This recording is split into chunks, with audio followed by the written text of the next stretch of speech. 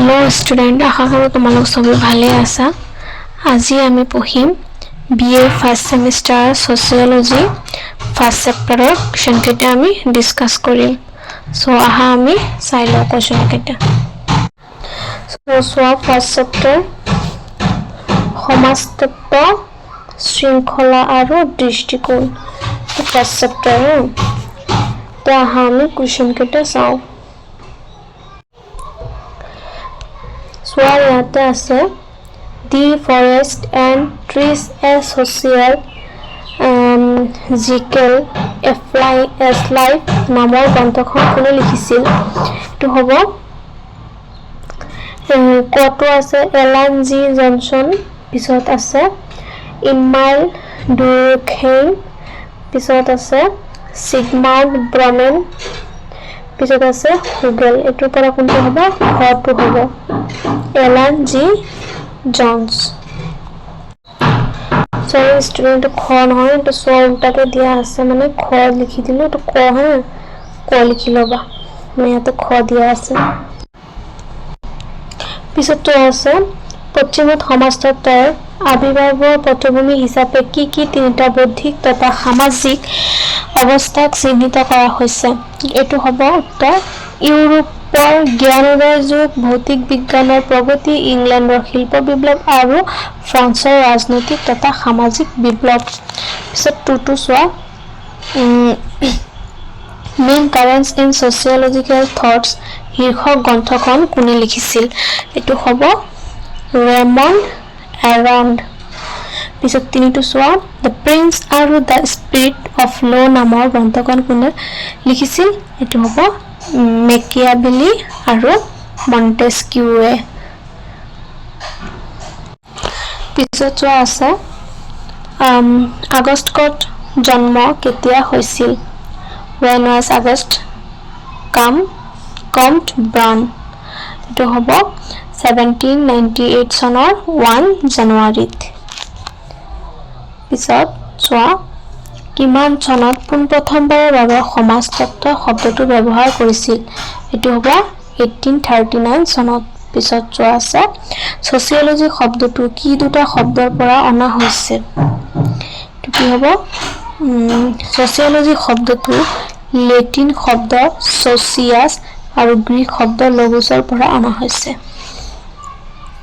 পিছত চোৱা সোচিয়াছ আৰু লগোছ শব্দ দুটাৰ অৰ্থ কি এটো কি লিখিবা উত্তৰ আছে সোচিয়াছ আৰু সোচিয়াছৰ অৰ্থ কম্পানিয়ন বা এছ'চিয়েট অৰ্থাৎ সংগী আৰু লগোছৰ অৰ্থ ষ্টাডি বা সায়েন্স অৰ্থাৎ বিজ্ঞান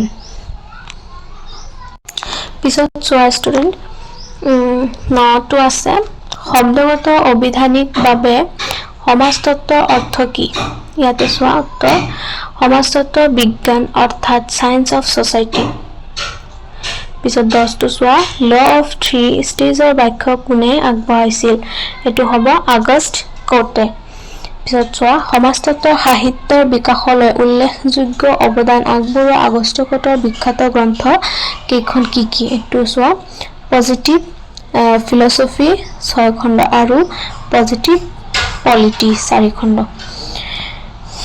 পিছত চোৱা আছে প্ৰিন্সিপলছ অফ সোশিয়োলজি নামৰ গ্ৰন্থখন কোনে লিখিছিল এটো কি লিখিবা হাৰ্বাৰ্ট স্পেন্সাৰ পিছত হাৰ্বাৰ্ট স্পেন্সাৰ এক গুৰুত্বপূৰ্ণ অৱদান কি এটো হ'ব উত্তৰ সামাজিক জৈৱিকবাদ পিছত চোৱা 14টো আছে কাৰ্ল মাৰ্কস কোন আছিল কাৰ্ল মাৰ্কস আছিল 19 শতিকাৰ জাৰ্মানীৰ এগৰাকী প্ৰখ্যাত চিন্তাবিদ পিছত চোৱা আছে The Division of Labor in Society আৰু The Rules of Sociological Methods নামৰ গ্ৰন্থ কোনে লিখিছিল এটো হ'ব ইমেল ডাৰ্খেন নামৰ ফ্ৰান্সৰ সামাজিকবিদ জনে পিছত চোৱা আছে অসমত প্ৰথম ডিব্ৰুগড় বিশ্ববিদ্যালয়ত সমাজতত্ত্ব পৃথক বিভাগ হিচাপে কিমান চনত আৰম্ভ কৰিছিল এটো হ'ব 1956 চনত পিছত 22টো আছে কিমান চনত আৰু ক'ত পোনপ্ৰথমে দ্য ইণ্ডিয়ান ছ'চিয়লজিকেল ছ'চাইটি প্ৰতিষ্ঠা কৰে? এইটো হ'ব 1951 চনত বম্বেত। পিছত চোৱা, হাৰ্বাৰ্ট স্পেন্সাৰে লিখা কেইখনমান গ্ৰন্থৰ নাম উল্লেখ কৰা? এইটো হ'ব প্ৰিন্সিপল ছ'চিয়লজি, ডেছক্ৰিপটিভ ছ'চিয়লজি আৰু the study of sociology.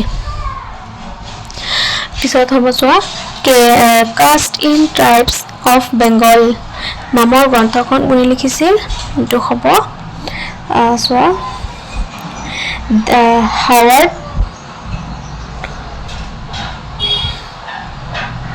Howard ৰিচলে 1891 চনত লিখিছিল।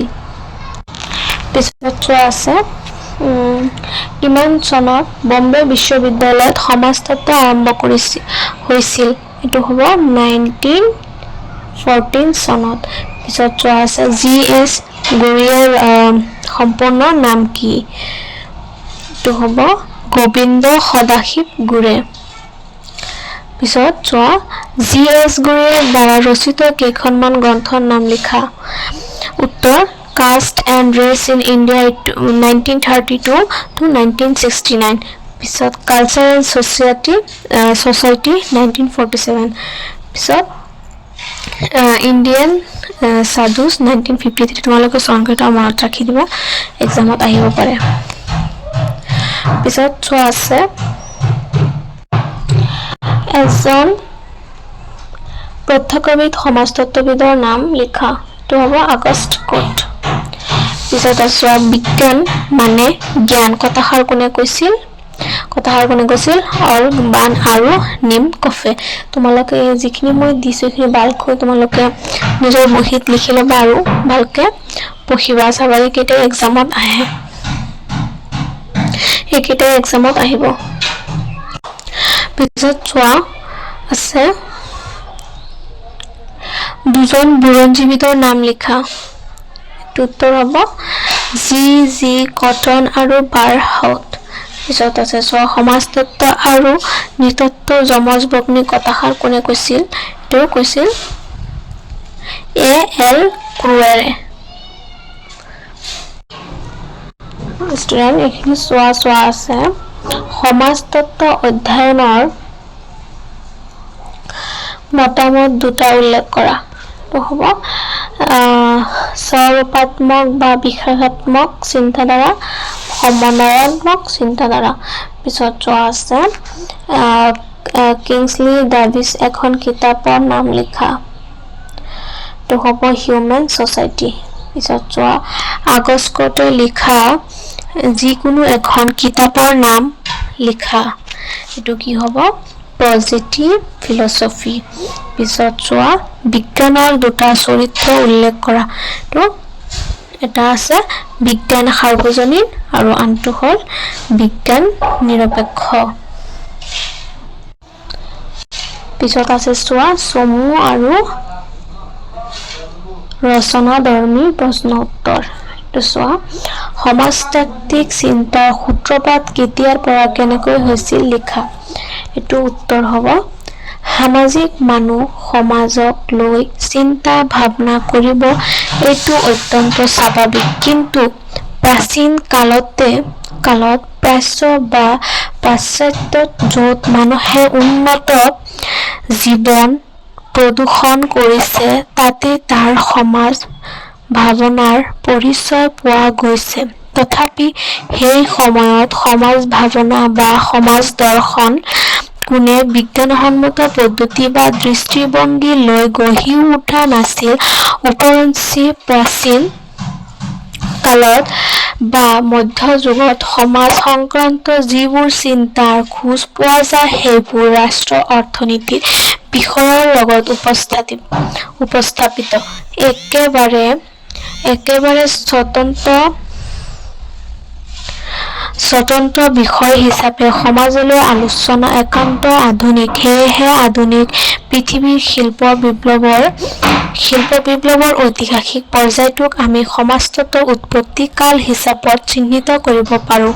ৰাষ্ট্ৰ আৰু সমাজৰ পাৰ্থক্য নিৰ্দেশ কৰি ইউৰোপৰ বুদ্ধিজীৱী আৰু চিন্তানায়ক যেতিয়া চিভিল ছ'চাইটি বা সমাজৰ স্বতন্ত্ৰ সত্তাৰ ওপৰত গুৰুত্ব আৰোপ কৰিছে, তেতিয়াৰ পৰাই সমাজতাত্ত্বিক চিন্তাৰ সূত্ৰপাত হৈছে।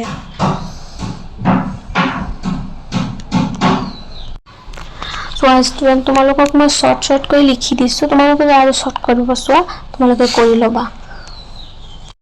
পিছত চোৱা আছে বৈজ্ঞানিক পদ্ধতি বুলিলে কি বুজা? কিন্তু চোৱা, সমাজতত্ত্বৰ প্ৰকৃতিক বিজ্ঞানসন্মত। এক কথাত সমাজতত্ত্ব হ'ল সামাজিক ক্ৰিয়া আৰু সামাজিক ঘটনাৰ বিজ্ঞানসন্মত অধ্যয়ন। এই উক্তিয়ে এটা প্ৰশ্নৰ উত্থাপন কৰিব পাৰে, বিজ্ঞানসন্মত অধ্যয়ন কি? যেতিয়া মানুহে কোনো এটা বিষয় শৃংখলাবদ্ধ আৰু যুক্তিসংগতভাৱে বুজাৰ চেষ্টা কৰে, তাকেই কি বোলে? বিজ্ঞানসন্মত অধ্যয়ন বুলি কোৱা হয়। অন্যহাতে বিজ্ঞানসন্মত অধ্যয়ন সত্যতাৰ ভিত্তিত গঠিত আৰু ই গৱেষকৰ বিষয়নিষ্ঠ মানসিকতাৰ দ্বাৰা পৰিচালিত নহয়। দ্বিতীয়তে, অধ্যয়ন অথবা গৱেষণাত সত্য উদ্ঘাটনৰ বাবে উপযুক্ত পদ্ধতি ব্যৱহাৰ আৰু উদ্ঘাটিত তথ্যবোৰৰ বিশ্লেষণৰ জৰিয়তে এটা যুক্তিসংগত ফলাফল প্ৰস্তুত কৰিব লাগিব। এই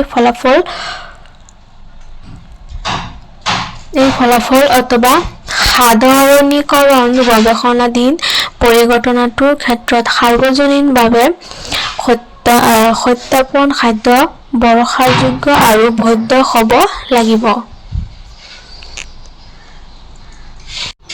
ইমানলৈকে লিখিলেই হৈ যাব, বা তোমালোকে ইমানখিনিও লিখিব পাৰা।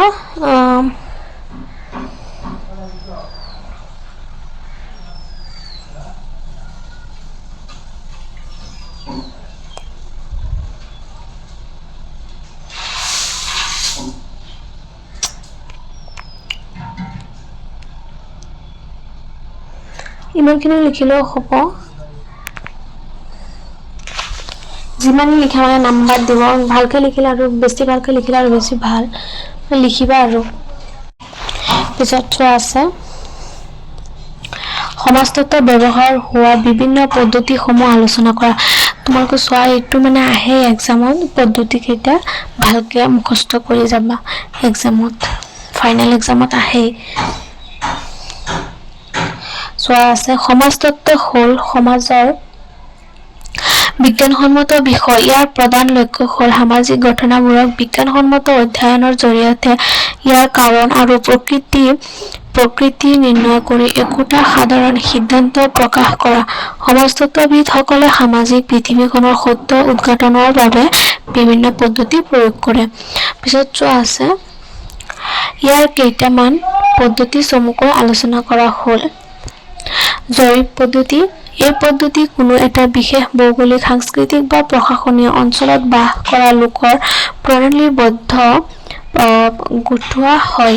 যেনে লোকপিয়ল সামাজিক জৰীপ সাধাৰণতে এক নিৰ্দিষ্ট সমাজৰ মনোভাৱ, মতবাদ আৰু আচৰণ বিন্যাসৰ সামাজিক তথ্য সংগ্ৰহ কৰে। এই পদ্ধতিয়ে সাধাৰণতে এক বৃহৎ অঞ্চল সামৰি লয়। সেয়েহে গৱেষণাবিদসকলে তেওঁলোকৰ অধ্যয়নৰ বাবে প্ৰয়োজনীয় এক প্ৰশ্নাৱলী তৈয়াৰ কৰে। এই প্ৰশ্নাৱলীসমূহ উত্তৰ দিওঁতালৈ ব্যক্তিগতভাৱে ডাকযোগে পঠিয়াই দিয়া হয় অথবা হাতে হাতে দিয়া হয়। উত্তৰ দিওঁতাসকলৰ উত্তৰসমূহ বিশ্লেষণ কৰি গৱেষণাটোক এই সিদ্ধান্ত গ্ৰহণ কৰা হয়।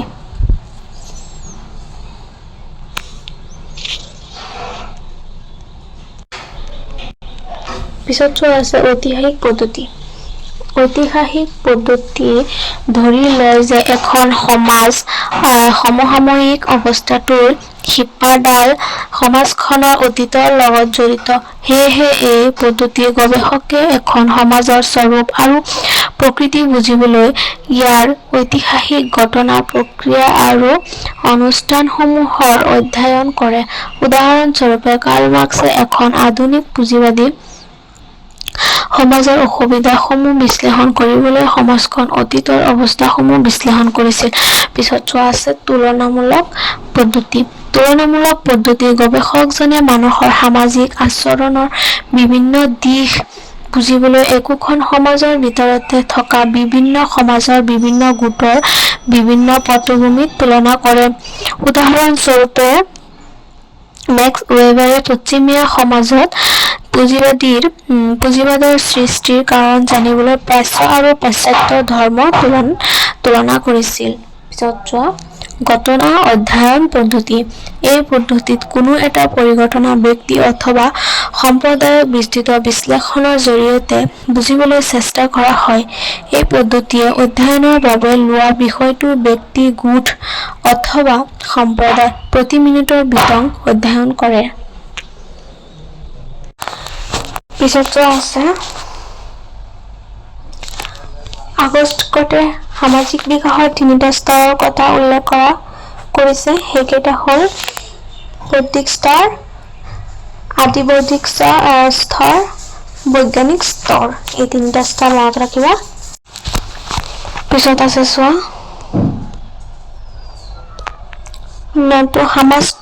সমাজতত্ত্ব সংজ্ঞা দিয়া, সমাজতত্ত্ব অধ্যয়ন পৰিসৰৰ বিষয়ে ব্যাখ্যা দিয়া। সমাজতত্ত্বৰ সংজ্ঞা দিয়াটো বহুত ইম্পৰ্টেণ্ট হয়। এইটো আহি থাকে এক্সামত, এটা হ'লেও সংজ্ঞা আহে, মানে এইটো মুখস্থ কৰি থবা তোমালোকে। এইটো চোৱা উত্তৰ আছে সমাজতত্ত্ব এক সমাজৰ বিজ্ঞান। সমাজতত্ত্বৰ অবিহনে অন্য কোনো সমাজ বিজ্ঞানে সমাজৰ বিষয়সমূহ বৈজ্ঞানিক পদ্ধতিৰে অধ্যয়ন কৰা নাই। ইয়াৰ উৎপত্তিৰ পৰা সম্প্ৰতি ক্ৰমবিকাশলৈকে পৰ্যালোচনা কৰিলে এইটো দেখা যায় যে সমাজতত্ত্ব বৰ্তমান এক সম্প্ৰসাৰণমুখী বিজ্ঞান হিচাপে পৰিগণিত হৈছে। ইয়াৰ অধ্যয়নৰ বিষয় স্তৰৰ তালিকা নন বিষয়বস্তুৰে পৰিশোধিত হৈ আছে। সমাজতত্ত্বৰ ইংৰাজী প্ৰতিশব্দ হৈছে ছচিয়লজি। এই শব্দটো ছচিয়াছ আৰু লগোছ শব্দৰ পৰা আহিছে। ছচিয়াছৰ অৰ্থ হৈছে সমাজ আৰু লগোছ মানে বিজ্ঞান। ফ্ৰান্সৰ সমাজ দাৰ্শনিক আগষ্টকটৰ হাতত 1839 চনত এই বিষয়টোৱে পৰিপূৰ্ণতা লাভ কৰে। পিছত চোৱা আছে সমাজতত্ত্বৰ সংজ্ঞা। আগষ্টকটৰ মতে সমাজতত্ত্ব বিভিন্ন সমাজৰ সামাজিক পদ্ধতিৰ প্ৰকৃতি আৰু স্বৰূপ সম্পৰ্কে বৈজ্ঞানিক পদ্ধতিৰে অধ্যয়ন কৰে। সমাজতত্ত্বৰ বিষয়বস্তু যে সমাজ পদ্ধতি সেই সম্পৰ্কে কৰ্তে নিশ্চিত অভিমত প্ৰকাশ কৰিছে। পিছত চোৱা আছে সমাজতত্ত্ব কি? সমাজতত্ত্ব সমাজৰ বৈজ্ঞানিক অধ্যয়ন হিচাপে প্ৰতিষ্ঠা কৰা। এইটো লিখিবা। সমাজতত্ত্ব এনে এক বিজ্ঞান যাৰ জৰিয়তে সামাজিক ক্ৰিয়াৰ বিষয়ে অৰ্থপূৰ্ণভাৱে বুজিবলৈ সম্ভৱপৰ হয়। ই সমাজৰ বিভিন্ন দিশ যেনে সামাজিক পদ্ধতি, সামাজিক দিশ, সামাজিক সমূহ, সামাজিক সম্প্ৰদায়, সমিতি আদিত প্ৰতিফলিত হোৱা সামাজিক আন্তঃক্ৰিয়া আৰু আন্তঃসম্বন্ধবোৰ অধ্যয়ন কৰে। সমাজতত্ত্বৰ ইংৰাজী প্ৰতিশব্দ হৈছে ছচিয়লজি। এই ছচিয়লজি শব্দটো ছচিয় আৰু লগোছ শব্দ দুটাৰ পৰা উৎপত্তি হৈছে। ছচিয় মানে কি? সমাজ, লগোছ মানে বিজ্ঞান, অৰ্থাৎ উৎপত্তি ফালৰ পৰা সমাজতত্ত্ব এক সামাজিক বিজ্ঞান। এইখিনিৰ পৰা লিখিলেই হৈ যাব। তোমালোকে যদি আৰু শ্বৰ্টকে চোৱা মোক কমেণ্ট বক্সত জনাব পাৰা। মই তোমালোকক আৰু সহজ মানে যেনেকৈ মানে সহজ লাগে তেনেকৈ মই লিখি আনি দিম, তোমালোকক লিখি ল'বা। পিছত চোৱা তোমালোকে যদি এইখিনি লিখিব চোৱা লিখি ল'বা।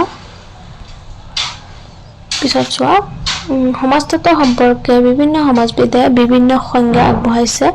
তেওঁলোকৰ ভিতৰত কেইজনমানৰ সংজ্ঞা তলত উল্লেখ কৰা হ'ল। মাৰ্চি জিনছাছৰ মতে সমাজতত্ত্বই মানুহৰ সম্বন্ধৰ আন্তঃক্ৰিয়াৰ ফলাফল বিষয়ে অধ্যয়ন কৰে। আৰ্লগিনৰ মতে সমাজতত্ত্ব হ'ল মানুহৰ সকলো সামাজিক সম্বন্ধ সাধাৰণীকৰণ আৰু একোভিত কৰা বিষয়। চোৱা তোমালোকে ইয়াতে সমাজতত্ত্বৰ সংজ্ঞা আছে, এটা আছে ইয়াত। পিছত তোমালোকে এইখিনিও শিকি মুখস্থ কৰি থব পাৰা। এইখিনি